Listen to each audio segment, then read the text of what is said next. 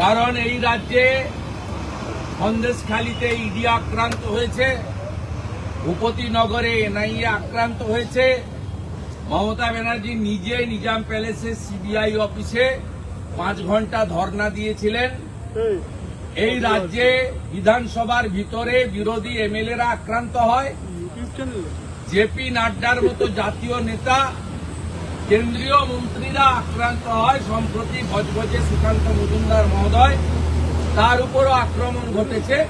আর আমাদের কথা তো ছাড়ুন, আমরা প্রত্যেক দিনই আক্রান্ত হই এবং পুলিশের সামনে।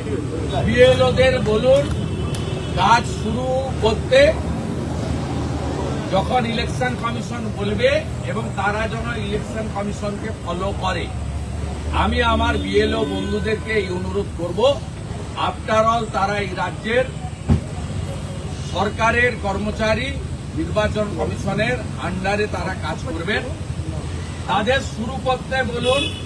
তারা পূর্ব অভিজ্ঞতা বা রাজ্যের বর্তমান যে আইন শৃঙ্খলার অবনতি, সে নারী নিরাপত্তা হতে পারে, সরকারি ব্যবস্থায় যারা মেরুদণ্ড সোজা রেখে কাজ করছেন তারা হতে পারেন, জনপ্রতিনিধি হতে পারেন, বা সাংবাদিক, পোর্টাল, ইউটিউবারের লোকেরা হতে পারেন।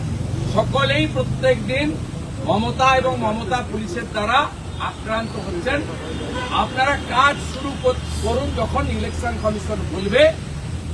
আপনারা আক্রান্ত হলে সংবিধান আক্রান্ত হবে এবং সে বিষয়ে আমরা তো আওয়াজ তুলব।